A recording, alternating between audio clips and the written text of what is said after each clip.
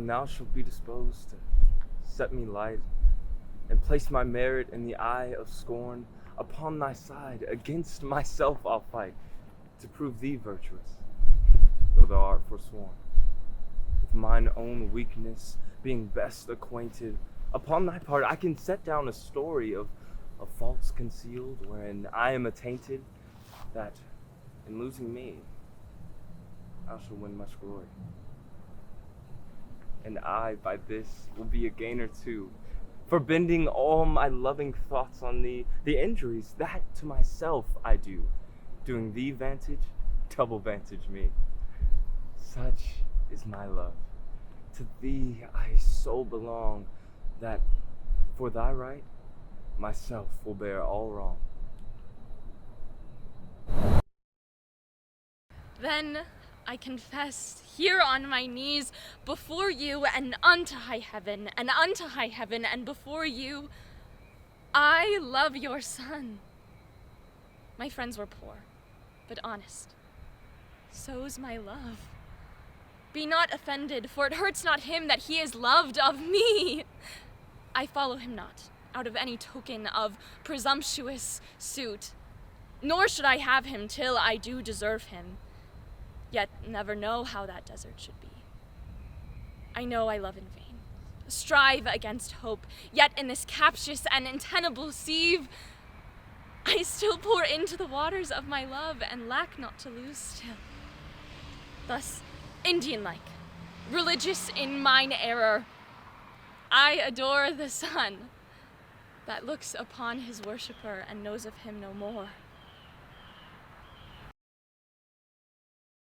No longer mourn for me when I'm gone, then you shall hear the surly sullen bell give warning to the world that I'm fled from this vile world, with vilest worms to dwell. Nay, if you read this line, remember not the hand that wrote it. For I love you so, that in your sweet thoughts I would be forgot, if the thought of me then should make you woe. Oh, if I say, you look upon this verse when I perhaps compounded am with clay, do not so much as my poor name rehearse, but let your love, even with my life, decay, lest the wise world should look into your moan and mock you with me after I'm gone.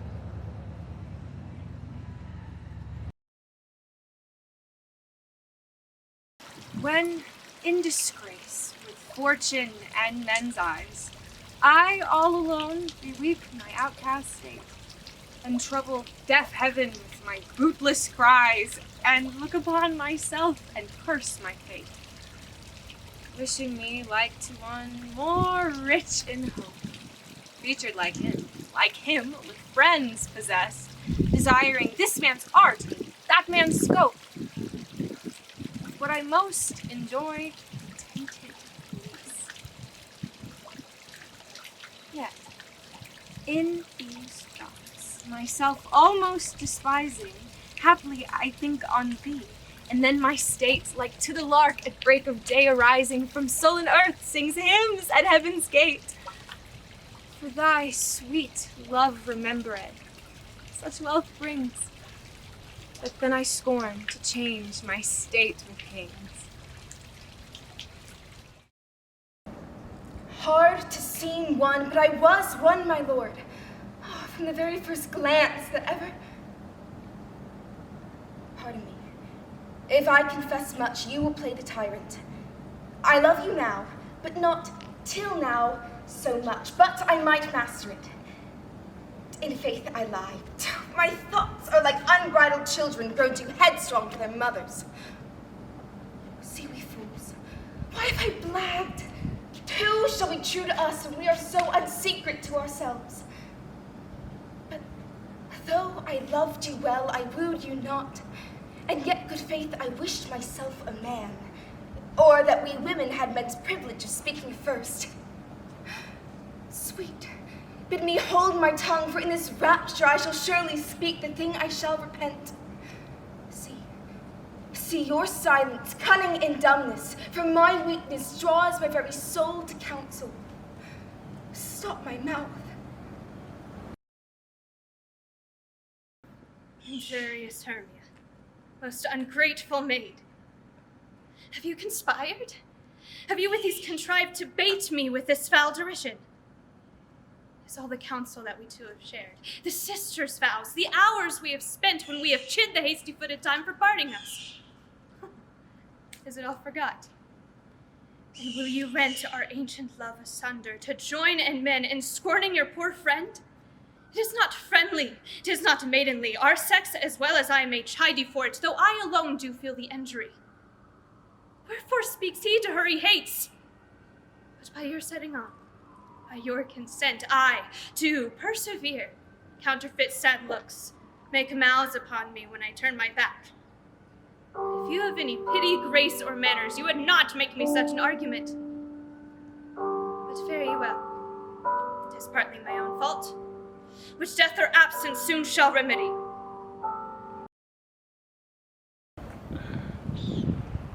You call me misbeliever, cutthroat dog, and spat upon my Jewish gabardine, and all for use of that which is mine own.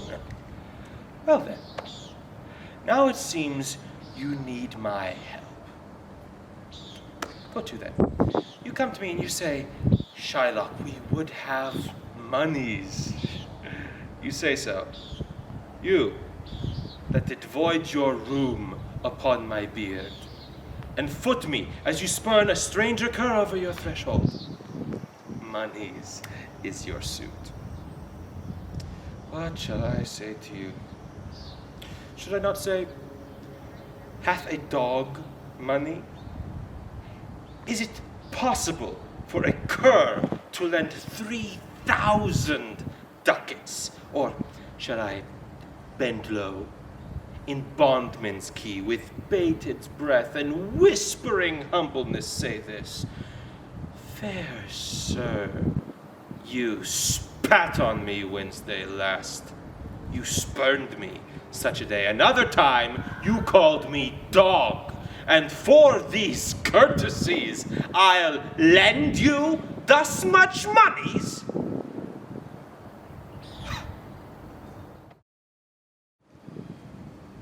But I do think it is their husbands' faults if wives do fall. Say they slack their duties and pour our treasures into foreign laps. Or else break out in peevish jealousies, throwing restraint upon us. Or say they strike us, scant our former having in despite. We have galls, and though we have some grace, yet have we some revenge. But husbands know their wives have sense like them. They see and smell and have their palates for both sweet and sour as husbands have. What is it that they do when they change us for others? Is it sport? I think it is. And doth affection breed it? I think it doth. Is it frailty that thus errs? It is so too. And have not we affections, desires for sport and frailty as men have? Then let them use us well. Else let them know the ills we do. Their ills instruct us so.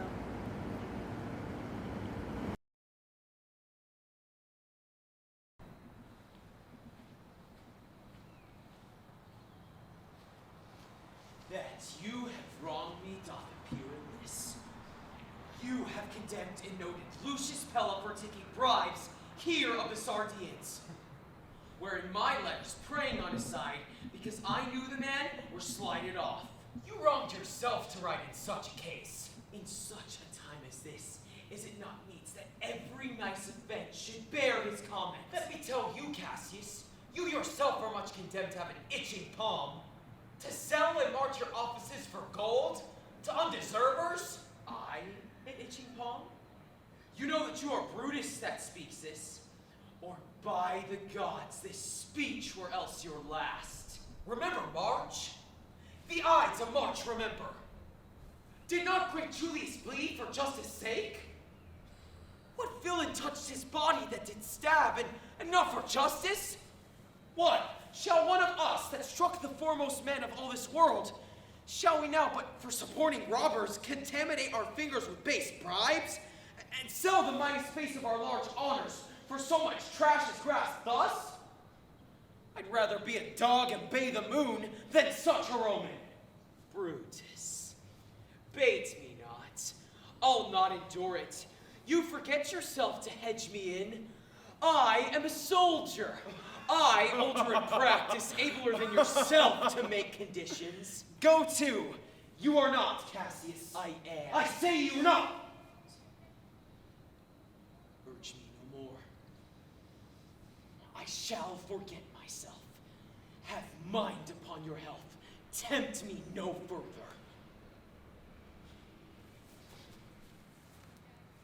Hear me, for I will speak. Must I give way in room to your rash color? Shall I be frightened when a madman stares? Oh, ye gods, must I endure all this? All this? Aye, more! Fret until your proud heart break! Go show your slaves how chloric you are, and make your bondmen tremble. Must I budge? Must I observe you? Must I stand and crouch before your testy humor? By the gods, you shall digest the venom of your spleen, though it do split you. For from this day I'll use you for my mirth, yea, my laughter, when you are washed-ish. Is it to come to this? You say you are a better soldier. Let it appear so. Make your vaunting true, and it shall please me for mine own part. I shall be glad to learn of noble men. You wrong me every way. You wrong me, Brutus. I said an elder soldier, not a better. Did I say better? You did, I care not. Do not presume too much upon my love. I may do that I shall be sorry for.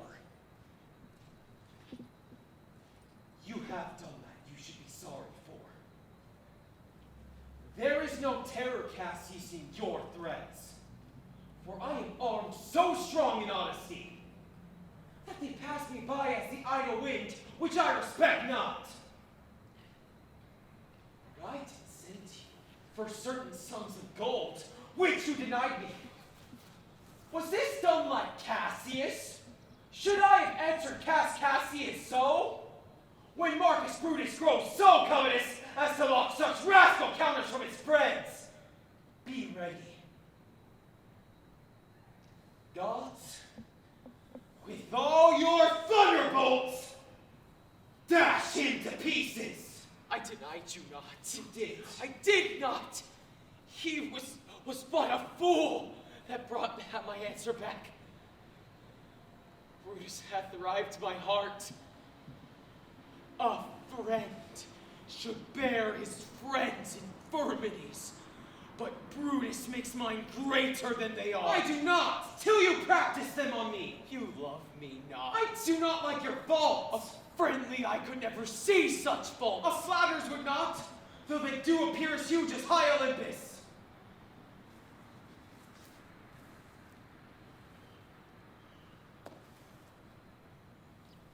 Oh, come. Antony, young Octavius, come.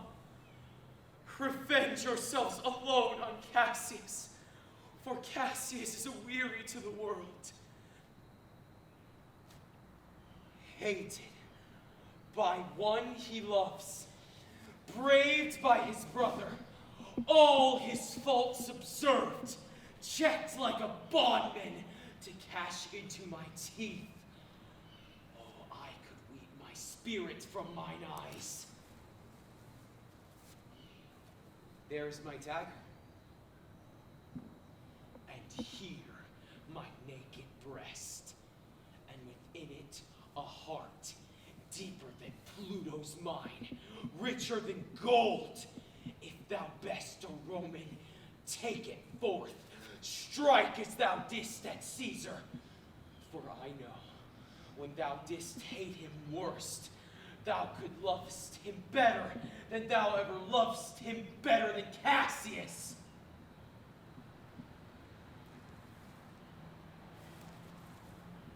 sheathe your dagger.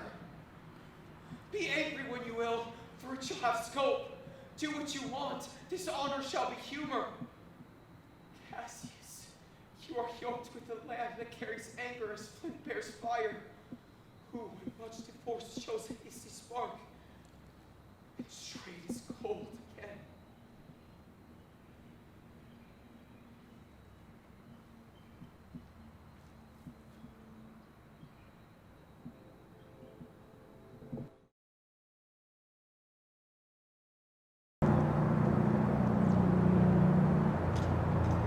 Thus have I politically begun my reign, and 'tis my hope to win successfully.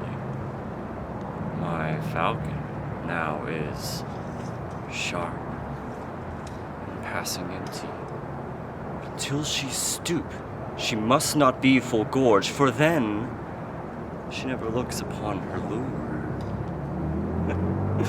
And another way I have to man my haggard is to make her come and to know her keeper's call. And that is to watch her, as we watch these kites that bait and beat and will not be obedient. She ate no meat today, nor none shall she eat. Last night she slept not, nor tonight she shall not. As for the meat, some undeserved fault I'll find about the making of the bed. And here I'll fling the pillow, there the bolster, another way the coverlets, this way the sheets, aye. And amid this hurly that I intend, that all is done in reverent care of her. And in conclusion, she shall watch all night. And if she chance to nod, I'll rail and brawl, and with the clamor keep her still awake. This is how you kill a wife with kindness. And thus I'll curb her mad and headstrong humor. Well, he that knows better how to tame a shrew, now let him speak. 'Tis charity to shew.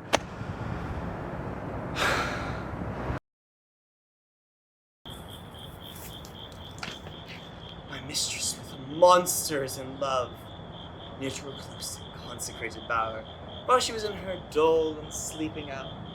A crew of pages, rude mechanicals, who work for bread upon Athenian stalls, were met together to rehearse a play intended for great Theseus' nuptial day.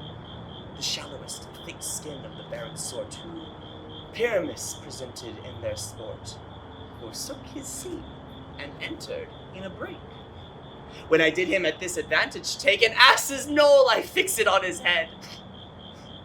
Anon, his Thisbe must be answered, and forth my limit comes, when they him spy as wild geese with the creeping fowler eye, or russet-pated chumps, many a sort, rising and cawing at the gun's report, set themselves a madly sweep the sky. So, at his sight, away his fellows fly, and at our stamp, here o'er and o'er one falls. He murder cries, and help from Athens calls. Their senseless weak, lost with their fears, the strong made senseless things begin to do them wrong. For briars and thorns at their apparel snatch, some sleeves, some hats, from yielders all things catch. I led them on in this distracted fear, and left sweet Pyramus translated there, when, in that moment, so it came to pass, Titania waits, and straightway loved an ass.